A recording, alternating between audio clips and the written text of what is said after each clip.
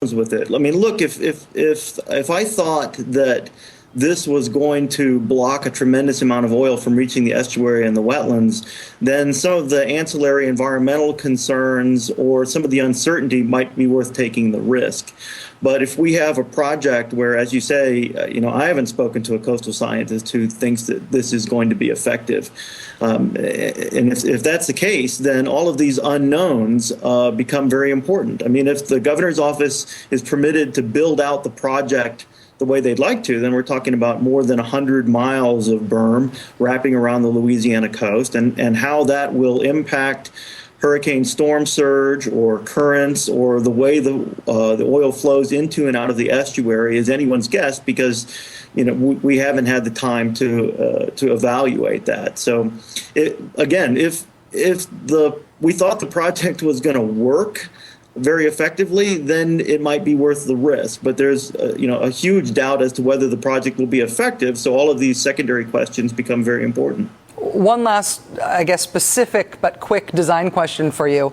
It seems to me that the berm design, it just doesn't make sense to me as a person who's just a layman who doesn't understand the details here. But it seems to me that the design is flawed, because if you have to have space between these berms, between these islands, then oil obviously can get through those spaces. But if you don't have space and you build a berm wall, essentially, then that blocks the tides going in and out, which itself could kill the wetlands. Isn't that just a basic conceptual flaw with this plan?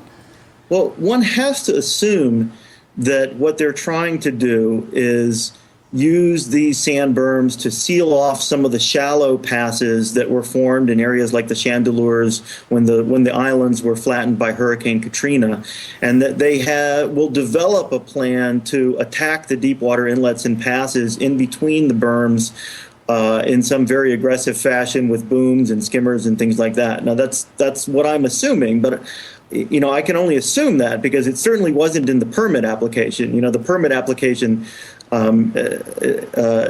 consisted of 2 paragraphs and a drawing. And so, I think that the process, as you also mentioned earlier, is the big problem here. I mean, this spill is going to be with us for years and not just days. And we really need to make sure that we establish a much better process for getting scientists involved on the front end for ideas like this, and get scientists involved in vetting them very, very quickly once they've been proposed. And right now, we're just relying on the Army Corps of Engineers under their emergency order to basically make that call. And they're giving agencies very little time to consult. And quite frankly, it says they don't even have to listen to them. And obviously, they didn't listen to the agencies when they permitted this berm project. Professor Robert Young, expert on coastal geology from Western Carolina University. Thanks very much for your time tonight, Professor. Really appreciate it. Sure, my pleasure. So as I was listening to President Obama's address last night, tonight, I'd like to lay out for you what our battle plan is going forward. While I was listening to that, I kept saying, okay, I changed that, I changed that, I changed that. So later on this hour, from the pretend Oval Office in my head, I will deliver the president's speech again with revisions, lots and lots of revisions.